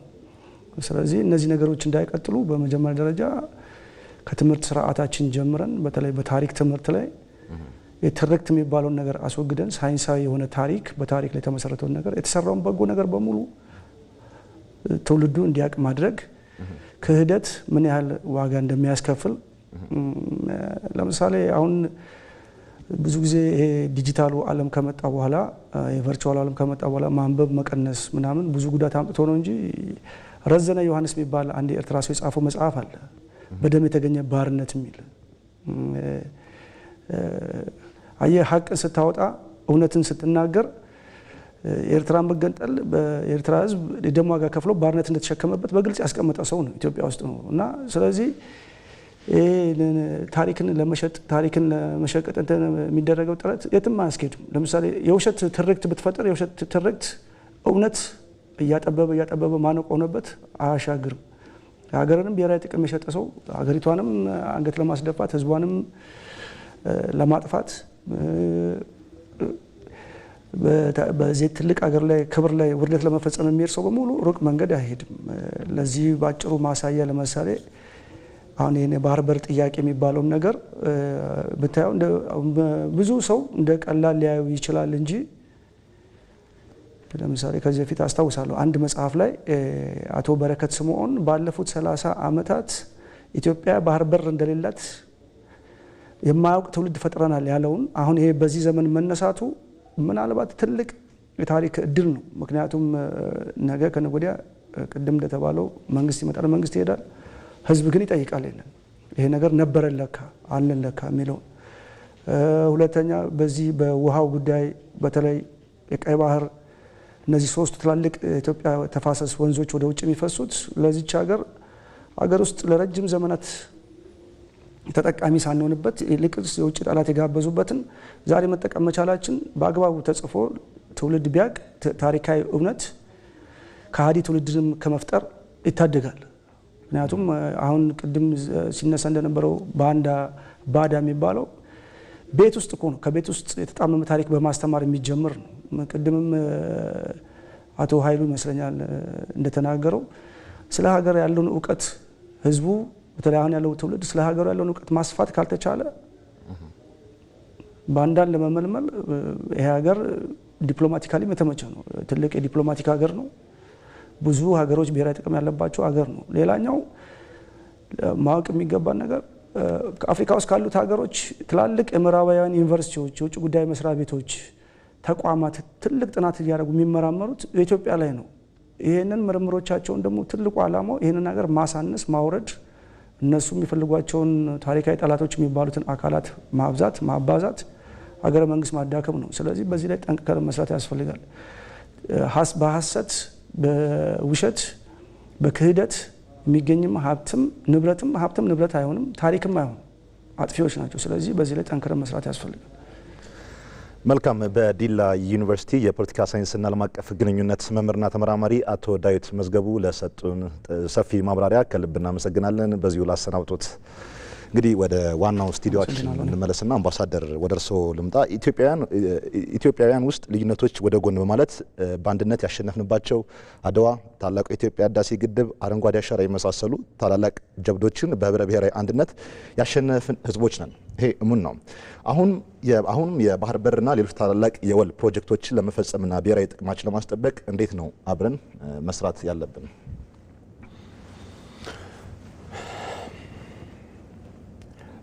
ዋናው የውስጥ አንድነታችን ወሳኝ ነው።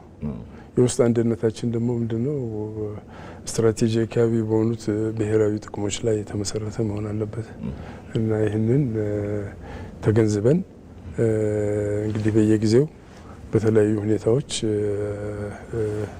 አውቀናቸው ተወያይተንባቸው አቋም ይዘን የምንሄድባቸው ነገሮች ናቸው። አሁን ከነሳው ለምሳሌ አድዋ ድል በዓለም አቀፍ ደረጃ ምን ያክል ቦታ እንደሚሰጠው እናውቃለን። በእኛ ሀገር ግን የነበረው ከተወሰኑ ዓመታት በፊት የነበረው አይታችሁ ነው ራሱ መሟገቻ እርስ በርስ የማንግባባበት ነበረ እና ይሄን ትርክቶችና ታሪኮቻችንን በአግባቡ ማወቅ ያስፈልጋል።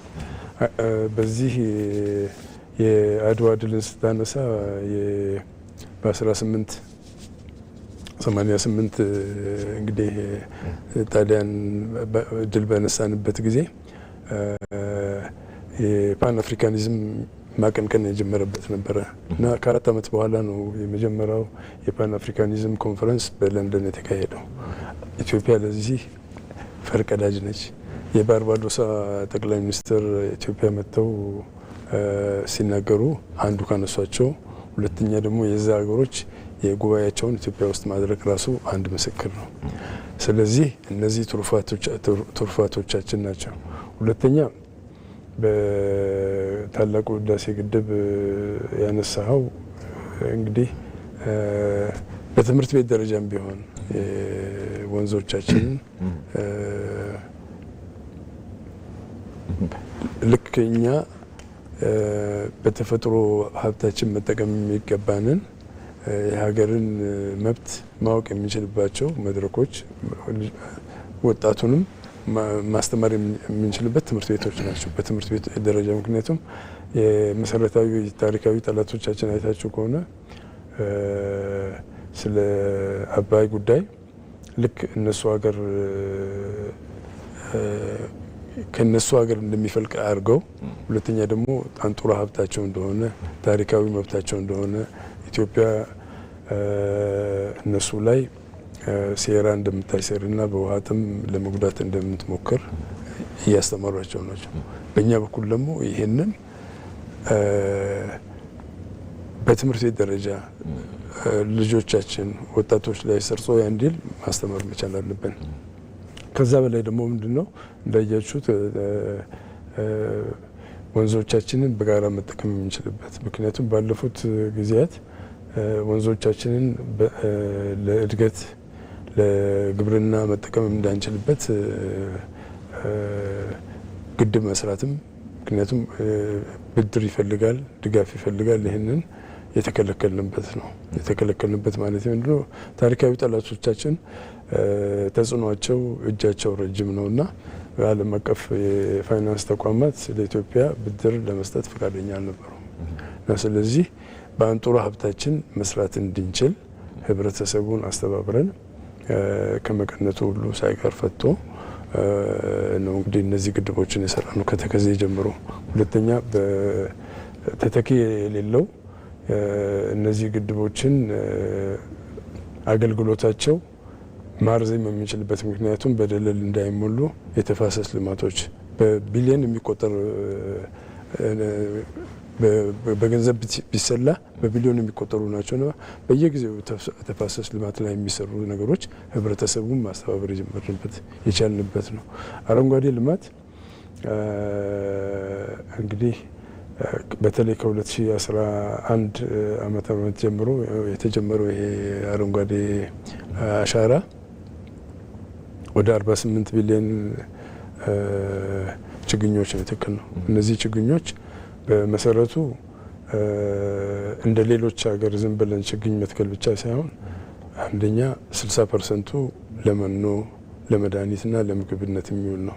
ስለዚህ በዚህ በምግብ የራስን መቻል፣ ሁለተኛ ደግሞ የገቢ ምንጭ ማድረግ፣ ሁለተኛ መኖዎችም ቢሆኑ ማለት ነው አስፍተን ነው የሄድንበት ማለት ነው። 40%ን እንግዲህ ለውበትና ለአካባቢ ጥበቃ ያደረግንበት ነው። እነዚህ የአካባቢ ብክለትን በጣም የሚቀንሱ ናቸው። ከዛ በላይ ደግሞ የስራ እድል የፈጠሩ ናቸው። ከዛ በላይ ደግሞ ኢትዮጵያን ማስተዋወቅ የጀመርንበት ነው። ኢትዮጵያ አንድ ጀንበር ማለት ፀሐይ ወጥታ እስክትጠልቅ ድረስ ባለው በአንድ ቀን 30 ሚሊዮን ህዝብ የተሳተፈበት ወደ 714 ሚሊዮን ችግኝ ነው የተከልነው እና ይህንን ለማንኳሰስ ብዙ ሞክረዋል። ማለት ምንድነው ስራችን እንዲታወቅልን እንዲታይልን የማይፈልጉ አካላት ብዙ ናቸው። እነሱ ደግሞ በተለይ አሁን በዲጂታሊያ ይህንን በቀላሉ ማሰራጨት የሚችሉበት ነውና በመጀመሪያ ከሁለት ዓመት በፊት የተከልነው ወደ 500 ሚሊዮን ችግኝ ነበር በአንድ ጀንበር እና ይህንን አጣጣሉብን ነው። አሁን በዚህ የክብረ ወሰን ባለቤት የነበረችው ህንድ ነች። የተከለችው 50 ሚሊዮን ነው እና የአሁኑ ግን በጂኦ ሪፈረንስ ምንድነው? የተከልክበትን ኤክስ ዋይ ኮኦርዲኔት ማወቅ መከታተል የሚችልበትና ሊያጣጥሉት የማይችሉ ነውና 714 ሚሊዮን ችግኝ ተክለናል። ከዛ በላይ እንሄድ በአካባቢ የአየር ብክለትን በተመለከተ ኢትዮጵያ ቀዳሚ ሆናለች። ቀዳሚ ምንድነው ኤግዛምፕለሪ ሆናለች፣ የምትጠቀስ ሀገር ሆናለች። ምክንያቱም በአካባቢ አየር ንብረት ለውጥ ታዳጊ ሀገሮች ተጎጂ ናቸው። አዎ ተጎጂ ነን። ምክንያቱም የሰለጠኑ ያደጉ ሀገራት በፋብሪካዎቻቸው ከሚወጡት ጋዞች፣ ሁለተኛ ደግሞ በትራንስፖርት በሚወጡት ጋዞች አየሩ እየተበከለ ነውና ተጎጂ ታዳጊ ሀገሮች ነን። ግን ኢትዮጵያ ቅሬታ አቅራቢ ብቻ ሳይሆን መፍትሄ ሰጪም ሆነች። በተለይ በዚህ በአረንጓዴ አሻራው እና የኢትዮጵያ ድርሻ በአየር ብክለት 0.03% ነው። የታዳጊ ሀገሮች በአጠቃላይ ደግሞ ካየው 4% ነው እና ስለዚህ አፍላቂ በመሆናችን የአፍሪካ ክላይሜት ሰሚት ጉባኤ በነሐሴ መጨረሻ ኢትዮጵያ ውስጥ አካሄደናል። አሁን ደግሞ በ2027 በሚቀጥሉት 2 ዓመቶች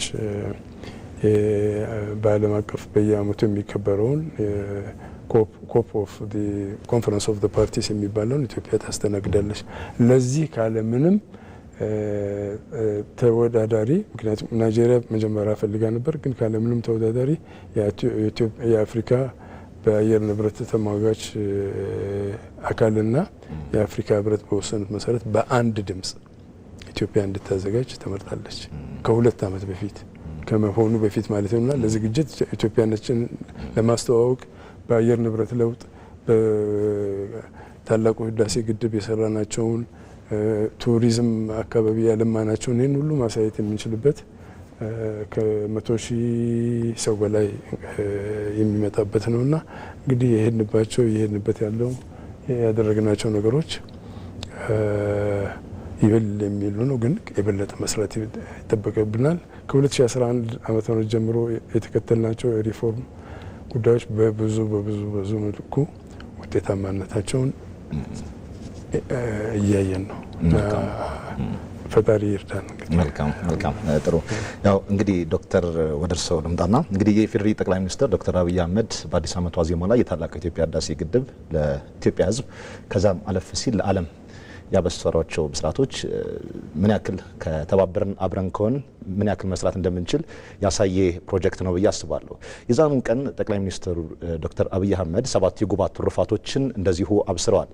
እንግዲህ ይሄ ከዛ ፕሮጀክት ወጥተን ወደ ሌላ ፕሮጀክትና ወደ ሌላ የባህር በር ጥያቄ መተናል። በዚህ መሀል ውስጥ ባዳዎችና ባንዳዎች እንደ ጀብድ ባንዳነትም ባዳነትም እንደ ጀብድ በአደባባይ እየተሰበከ ይገኛል አሁን ላይ ማለት ነው። እንደዚህ አይነት አስተሳሰብ ላይ ምን መሰራት አለበት? ከማን ምን ይጠበቃል? ዶክተር በጣም አመሰግናለሁ። እንግዲያውስ ቅድም እንደተባለው ሀገራችን ከአንድ ትላልቅ ፕሮጀክቶች ወደ ሌላ ትላልቅ ፕሮጀክቶች እየተሻገረች ነው። ይሄው ነው ባዳንም ባንዳንም የሚያበሳጨው። እኔ የባዳ ፍላጎት ምንድነው የምለውን ነገር በደንብ ካወቀን ማን ምን ያረጋል ማን ምን ማረግ አለበት የምለውን ነገር ለመናገር በጣም ይቀላል ብዬ አስባለሁ። የባንዳዎቹን ፍላጎት ምንድነው የባዳዎቹ ፍላጎት ምንድነው የምለውን በደንብ ማወቅ ጥሩ ነው ብዬ አስባለሁ ለህዝባችን። አንደኛውና የመጀመሪያው የባዳዎቹ ፍላጎት የታወቁ ፍላጎቶች አሏቸው። አንዱ ፍላጎት የቀጠናውን በላይነት የማዝ ፍላጎት ነው። የቀጠናውን በላይነት የማዝ ፍላጎት አላቸው የቅርቦቹ። የሩቆቹ ደግሞ የቀጠናውን በላይነት ኢትዮጵያ ብትይዝ ምን ሊሆን ይችላል የሚለውን ነገር ደግሞ ያሰናሉ። ስለዚህ ትልቁ ስሌት ትልቁ ፍላጎት የባዳዎቹ ፍላጎት አንዱ በዚህ ላይ ነው የሚያነጣጥረው። ሁለተኛው የባዳዎች ፍላጎት ኢትዮጵያ የባህር በር እንዳጣች እንድትቀጥል ነው። የባዳዎቹ ፍላጎት በጽኑ የሚንቀሳቀሱበት የሚወራጩበት የሚከራከሩበት ጉዳይ አንዱ ኢትዮጵያ የወደብ በር እንዳጣች እንድትቀጥል። ለምንድነው ይሄ ፍላጎት ያላቸው ብለን ስንል ይሄን ፍላጎት አንደኛ ላይ ያነሳውት ፍላጎት እንድሳካላቸው በቀጠናው የስልጣን በላይነት የኃይል በላይነት የኃይል ሚዛኑን ለማዝ ሲፈልጉ ኢትዮጵያ የባህር በር በማጣቷ ምክንያት የኢኮኖሚ መውደቅ ያጋጥማታል ብሎ ያስባሉ። መዳከም ያጋጥማታል ብሎ ያስባሉ። ቅድም እንዳልን የባህር በር ባጣች ቁጥር የፖለቲካ ተጋላጭ ትሆናለች። የባህር በር ባጣች ቁጥር የኢኮኖሚ ጫና ይደርስባታል። የባህር በር ባጣች ቁጥር የባህር ኃይል ታጣለች። እነዚህን ባጣች ቁጥር ደግሞ በቀጠናው የኃይል ሚዛን ላይ አስተላለፉን ይቀይራል ብሎ ያስባሉ ባዳዎች።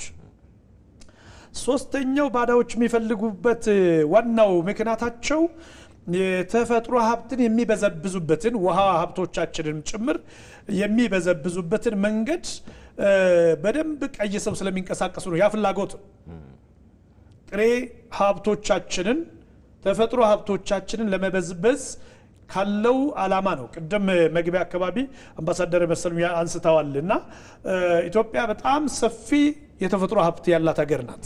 ሰፊ ማዕድናት ያላት ሀገር ናት። ሰፊ ውሃ ሀብት ያላት ሀገር ናት። በአግሮ ኢኮሎጂ ምቹ የሆነ አግሮ ኢኮሎጂ ያላት ሀገር ናት። በዓለም ላይ ከ21 ገደማ ከሚጣጉ አፈር አይነቶች 18ቱ ያላት ሀገር ናት ኢትዮጵያ። ስለዚህ በጣም በብዙ አይነት ሁኔታ ውስጥ ያላትን የተፈጥሮ አቅም ስለሚያውቁ የመበዝበዝ ነው ትልቁ ዓላማቸው። ኦኬ ይሄ የባንዳዎች ዓላማ ከሆነ ፍላጎት ከሆነ የባንዳዎቹ ምንድነው ፍላጎት? የባንዳዎቹ ፍላጎት ገንዘብ ማግኘት ነው። የባንዳዎቹ ፍላጎት ባልተፈለገ መልክ ባልተከፈተ መልክ ድሮ ጥንት በነበረ መልክ ዘመን ባለፈ መልክ ስልጣን ማግኘት ነው። ስለዚህ ሁለቱንም ማጣጣም ነው። የሁለት ፍላጎት ነው የባንዳዎቹ ፍላጎት። የባንዳዎች ፍላጎት አንደኛው ብር ማግኘት ነው ለነዚህ ተላልከው፣ ሁለተኛው በማይሆን መልክ ሀገርን አተራምሰው ወንድሞቻቸውን ገለው እህቶቻቸውን ገለው መስዋዕት አድርገው የነሱ ልጆች የነሱ ቤት በማይነካ መልክ የሌሎችን መስዋዕትነት በመጠቀም ሀብት ማግኘት። እንግዲያውስ ይሄ በአደባባይ የሚነገረውን ነገር ለማቅናት ሶስት ነገሮች በጣም ወሳኝ ናቸው ብዬ አስባለሁ። አንደኛውና የመጀመሪያው በንቃተ ህሊናና በውል ትርክቶች ትግል ማድረግ ያስፈልጋል። ህዝቡ ንቃተ ህሊና ይፈልጋል። ልጄን አልሰዋውም ማለት ያስፈልጋል። ትምህርት ከልክለህ ለልጄ እንዳላርስ ከልክለህ ምርትና ምርታማነት እንዳይኖረኝ ከልክለህ በኢኮኖሚ አዳሽቀኸኝ አዳክመኸኝ የምታመጣው ስልጣን ለማን ነው ብሎ ማለት አለበት ህዝቡ። ወንድሜን ገለህ እህቴን ገለህ ልጄን ገለህ ሚስቴን እና ልጄን ደፍረህ የምታመጣው እንዳላርስ አድርገህ እንዳልነግድ አድርገህ የምታመጣው ምንድነው እሱ ማለት አለበት ህዝቡ። የህዝብ ንቃተ ህሊና ማደግ መቻል አለበት። በቃ ማለት አለበት ማለት ነው። ይሄን በቃ ማለት ካልቻለ በጣም ያስቸግራል ማለት ነውና ምክንያቱም ባንዳዎች የኤሳን ምርጫ መርጠዋል። ኤሳ የሚባል መጽሐፍ በታላቁ መጽሐፍ ውስጥ ያለ ሰው አለ። ለኤሳ እርቦታል። ያዕቆብ ወንድሙ ደግሞ ወጥ እንጀራ አለው። ኤሳ ታላቅ ነው፣ በኩር ነው። ልክ ትልቅ እንትን ውስጥ ነው ያለው። ትልቁን ዙፋን ትልቁን ክብር ለትንሽ ወጥ ሸጠው ቢኩርናው መልሶ ማግኘት የማይችልበት። እነዚህ ባንዳዎች ቢኩርናን እየሸጡ ያሉ ናቸው። ታላቅነትን እየሸጡ ያሉ ናቸው። ሀገርን የሚመስል ትልቅ ነገር እየሸጡ ያሉ ናቸው። ከነዚህ ምን ይጠበቃል ማለት አለበት ህዝቡ ማለት ነው። ሁለተኛው የውስጥ ባንዳዎችን በግልጽ መጸየፍ መቻል አለበት ህዝቡ ከጫፍ እስከ ጫፍ። ባንዳዎችን በግልጽ መጸየፍ ካቃተው ሁሉ ጊዜ እንደታመሰ የመቆየት እድል ይኖረዋል ማለት ነው። ትናንሽ ሰበቦች እየተፈጠሩ ይታመሳል ማለት ነው። ስለዚህ ታላላቅ ሀገሮች ይሄን በመጸየፍ ነው የተሻገሩት። ትላልቅ ሀገራትን ተሞክሮ የምናየው ይሄ ነው። ሶስተኛው በጣም ትልቅ ነገር ከሁሉም የሚጠበቀው ብዬ ማስበው በኢኮኖሚና በቴክኖሎጂ ራስ መቻል ያስፈልጋል። ከቴክኖሎጂ ጥገኝነት መላቀቅ ያስፈልጋል። የራስ ቴክኖሎጂዎችን መፍጠር ያስፈልጋል። ከኢኮኖሚ ጥገኝነት መላቀቅ አለበት። እያንዳንዱ ግለሰብ ለራሱ የሚሆን ማምረት አለበት። ለራሱ የሚሆን ሀብት መፍጠር አለበት። እያንዳንዱ ቤተሰብ፣ እያንዳንዱ አካባቢ ከኢኮኖሚ ጥገኝነት መውጣት አለበት። ሰው ከኢኮኖሚ ጥገኝነት ካልወጣ ባሪያ የመሆን የመገዛት እድሉ ሰፊ ነው። ስለዚህ ከዚህ መውጣት ሲጀምር በአደባባዮች የሚነገረው ነገር ፊልተር ማድረግ ይችላል ማለት ነው። ከማን ምን ይጠበቃል ብዬ ስል ይሄን ከጠቅላላ ህዝብ የሚጠበቅ ጉዳይ ነው። ሁለተኛ መንግስት ኃላፊነት አለበት ህግን የማስከበር። ለነዚህ አይነት ሐሰት መረጃዎችን ለሚያሰራጩት ህጎችን የምክር ቤቱ አውጥቷል። ስለዚህ በጣም በርካታ ህጎች አሉ። የሚዳኝበት ተጠያቂ የሚደረግበት የህግ በላይነትን በማረጋገጥ መንግስት ትልቅ ሚና መጫወት አለበት። ሁለተኛ ዜጎች ኮንሽስነሳቸው ከፍ እንድል ንቃተ ህሊናቸው ከፍ እንድል ማድረግ ያስፈልጋል። ሌላኛው የትምህርት ተቋማት ኃላፊነት በጣም አለባቸው ብዬ አስባለሁ። የትምህርት ተቋማት ኃላፊነት ዜጎች፣ ወጣቶች፣ ልጆች ከትንሽነታቸው ጀምሮ ሀገር ወዳድ እንዲሆኑ ሀገራቸውን በቅጡ እንዲረዱ ማድረግ ኃላፊነት አለባቸው። ሃይማኖት ተቋማት ኃላፊነት አለባቸው። ሀገር ሳትኖር ሃይማኖት አይኖርም። ሀገር ባለበት ነው ሃይማኖት የሚኖረው። ሁሉም ሃይማኖት ሀገር መውደድ ማለት ምን ማለት እንደሆነ በእጁ ያለውን ዜጋ ከሃይማኖት ውጭ የሆነ ህዝብ የለም ሀገር ውስጥ። በአንድም በሌላ መልክ በተለያየ አይነት ሃይማኖት ውስጥ ነው ህዝቡ ያለው። ስለዚህ ሃይማኖት አባቶች ትልቅ ሚና አለባቸው። የመጨረሻ ብዬ የሚለው ሚዲያ አንቂዎች፣ የመደበኛ ሚዲያ እንደዚህ ያሉ ሚዲያዎችም ለህዝብ መረጃ ትክክለኛ መረጃ የመስጠት ኃላፊነት አለባቸው። መሰረታዊ መረጃዎች ለህዝብ ትክክለኛ ሰዓት ላይ ትክክለኛ መረጃ እንዲደርስ ማድረግ ኃላፊነት አለባቸው። ማህበራዊ ሚዲያዎችም የሚዲያ አንቂዎችም ሐሰተኛ መረጃን ለህዝብ ከማድረስ መታቀብ አለባቸው። ትክክለኛ መረጃን ደግሞ ወደ ህዝብ በማድረስ ህዝቡን ማንቃት አለባቸው። እያንዳንዱ ግለሰብም ኃላፊነት አለበት የሚመጣውና የሚደርሰውን መረጃ ሐሰተኝነትና ትክክለኛነትን የማረጋገጥ ኃላፊነት አለበት። እነዚህን ነገሮችን ማድረግ ከተቻለ እኔ ሀገራችን በህዳሴ ግድብ ምረቃ ወቅት የሚቀጥሉ የ30 ቢሊዮን ፕሮጀክቶች ተብሎ የታወጁ ሀገርን የሚዋጁ ሀገርን ክብር ከፍ የሚያደርጉ ሀገር በወደብ ምክንያት አንዱ ዛን ጊዜ የታወጀው የማዳበሪያ ፋብሪካ በወደብ ምክንያት በጣም ከፍተኛ የሆነ ችግር የሚደርስባቸው ጉዳዮች ውስጥ አንዱ እሱ ነው። ሌላኛው ነዳጅ ነው። ሌሎችም እንደዚሁ እየተባሉ የተገለጹ በርካታ ፕሮጀክቶቻችን ከተቀናጀን ልክ በአባይ ላይ ከጫፍ እስከ ጫፍ ተረባርበን እንደ ተንቀሳቀስን በውስጥ አቅማችን ጭምር ይህንን ልናሳካቸው እንደምንችል ምልክቶች አሉ። በአረንጓዴ አሻራ የተደረገው ከጫፍ እስከ ጫፍ ከትንሽ እስከ ትልቅ ከህፃን ወጣት ወንድ ሴት ሁሉም ተሳትፎ ነው ሀገርን ከፍ ያደረገው። እነዚህ ፕሮጀክቶችም ላይ ሀገርን ከፍ ለማድረግ እድሉ አለን የሚለውን ነገር ለማንሳት ነው። መልካም ዶክተር አቶ ሽመልስ ያው ዳይሬክተሪም ሰዓት እያለቀ እንደሆነ እየነገሩኝ ስለሆነ አጠር አድርገው እንዲመልሱልኝ እንደማጠቃለያም እንዲሆን በህዳሴ ግድብ ላይ ያሳየነው አብሮነት በባህር በር ባለቤትነት መደገም እንዳለበት ሰፋ ባለመልኩ አነስታችሁታል በዛሬው ቆይታችን። ነገር ግን ሴረኞች ዛሬም ለብልጽግናችን አርፈው ሰላማይተኙ እንደ ህዝብ አብሮነት በማጠናከር እንዴት ባለ መልኩ ልንዋጋቸው ይገባል የሚለውን አጠር አድርገው ጠቅላላው ይገባል። በደንብ ስለተነሳ እኔም አጠር አድርጌ ነው የማነሳው። ይሄን ጉዳይ ካነሳውት ጋር አሁንም የማያይዞ የአገርን ጥቅም የአገርን ብሔራዊ ጥቅም ማስጠበቅ ጠንካራ ሀገር መገንባት ለእያንዳንዱ ዜጋ በየቤቱ የሚያመጣው ትሩፋትን በደንብ ማወቅ ነው። ምክንያቱ እያንዳንዱ ሰው በራሱ ሰርቶ ነው የሚኖረው። ግን እዚህ ዓለም ላይ ስንንቀሳቀስ የሀገር ክብር የሀገር ኩራት የሀገር ጥንካሬ ለእያንዳንዱ ዜጋ በገንዘብ የማይገመተው ትሩፋት ነው ይዞ የሚመጣው። ስለዚህ አባይ ግድብ መገደባችን ሌላ ቀርቶ አፋችን ሞልተን ከሌሎቹ ጋር እንድንነጋገር የኢትዮጵያ ዲፕሎማሲ ሽፍት ያደረገ ነው። ይሄ ሁላችን ቤት ነው። አንገታችን ቀና ማድረግ የሚያቅተን ውሃው ከዚህ እየወጣ እንዴት ነው እንደዚህ ሆነን ግብጽን እየለመን የምንኖር የምንለው ዜጎች ስንጽፈውን የምንጽፍበት አውድ የተቀየረበት ዲፕሎማቶች ሲከራከሩ የሚከራከሩበት አውድ የሚቀየርበት ፖለቲከኞች ሲናገሩ በዛ ልክ እንደ ዜጋ ስንነጋገር አውድ የሚቀይር። ስለዚህ እያንዳንዱ የኢትዮጵያን ስትራቴጂካዊ ነጻነት ሊያስከብሩ የሚችሉ ስራዎች በጋራ ስንሰራ ለእያንዳንዳችን ቤት ክብር ነው የሚመጣው ማለት ነው። ያንን ስናቅ ነው ወደዛ የሚነደው እና ስለዚህ አሁንም በዚህ ልክ ትላልቅ ጉዳዮችን ለመስራት በአንድ በኩል እያንዳንዱ ይሄን ማወቅና የራሱን ድርሻ መስራት ነው። ያ ማለት ምንድነው? እያንዳንዱ ዜጋ ከሱ የሚጠበቀው ስራ መስራት ነው። ባይዘ ሁሉም ተሰብስቦ ፖለቲካ አይሰራም። ሁሉም ተሰብስቦ ግድብ አይገድብም።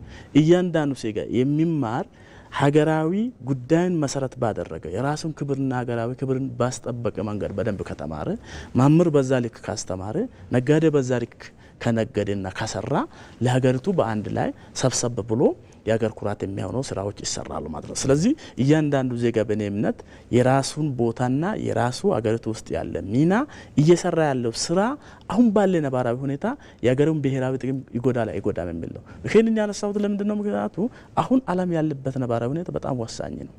ዓለም ላይ አሁን እየተንቀሳቀሰ ያለው የጂኦፖለቲካል እንቅስቃሴ ምናልባት ለቀጣይ 50ና ከዛ በላይ ለሚሆነው አመት የዓለምን ነባራዊ ሁኔታ የሚበይን ነው። በእኔ እምነት ኢትዮጵያም ያንን እየተረዳች ግራንድ የሆኑ ስራዎችን አሁን ዓለም እየተቀየረ ባለበት ሁኔታ ኢትዮጵያ እንደ ከዚህ በፊቱ ስትራቴጂካሊ ወደ ኋላ እንዳትቀር የራሷን ስትራቴጂክ ጉዳይ ዲፋይን አድርጋ እንድትሄድ እየተንቀሳቀሰ ነው። ስለዚህ እኛም ስንሰራ ይሄንን መረዳት መቻል አለብን። ለዛ ነው ከውጭ የኢትዮጵያ ስትራቴጂካዊ ጠላት የሆኑት አካላት አሁን በዚህ ሁኔታ ዓለም እየተቀየረ ባለበት ሁኔታ ኢትዮጵያ ስትራቴጂካሊ ይሄንን መወጣት ከቻለች ለቀጣይ 50ና ከዛ በላይ አመታት ልንይዛት አንችልም። ያለው ኢትዮጵያ ውስጥ ሊኖር የሚችሉ ትናንሽ ቀዳዳዎችን ሁሉ በደንብ እያሰፋን ኢትዮጵያ ስትራቴጂካሊ አሁን ያለው የዓለም ኮምፒቲሽን ውስጥ እንዳታልፍ እናደርግ የሚለው እያንዳንዱ ኢትዮጵያዊ ይሄንን ማወቅ አለበት።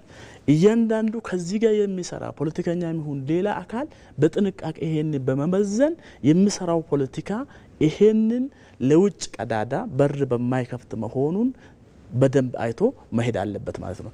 ይሄንን በዚህ መንገድ ካየን በዚህ መንገድ ከሰራን እንደ አባይ ግድብ ሌሎቹ ፕሮጀክቶቹን እንሰራለን። ስለዚህ አሁን የምንሰራቸው ፕሮጀክቶች ግን እንደ አባይ ግድብ ብቻ አይደለም። ወደፊት የኢትዮጵያን ዓለም ላይ ሊኖራት የሚችለው ቦታ ለቀጣይ 50ና ከዛ በላይ አመታት ሊወስኑ የሚችሉ ጉዳዮች ስለሆነ ሁላችንም በጥንቃቄ እንስራ የሚል ሀሳብ ብቻ ነው መስጠት። መልካም አሪፍ።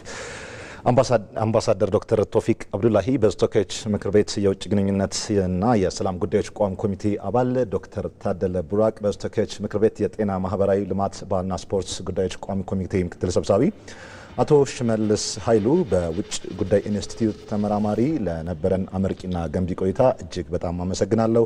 ክቡራን ተመልካቾቻችን ከኢትዮጵያ ብሮድካስቲንግ ኮርፖሬሽን ሸጎሌ ከሚገኘው ግዙፉ የሚዲያ ኮምፕሌክሳችን የባዳና ባዳ ተልዕኮ የኢትዮጵያን የልዕልና ጉዞ አይገታውም በሚል ርዕሰ ጉዳይ ላይ የነበረን የዳጉ ውይይት ተጠናቋል። እኔ ዮሐንስ አበረ ከመላው የስቱዲዮ ባለሙያዎች ጋር አብሬያችሁ ቆየሁኝ። መልካም ጊዜ እንዲሆንላችሁ ተመኘው።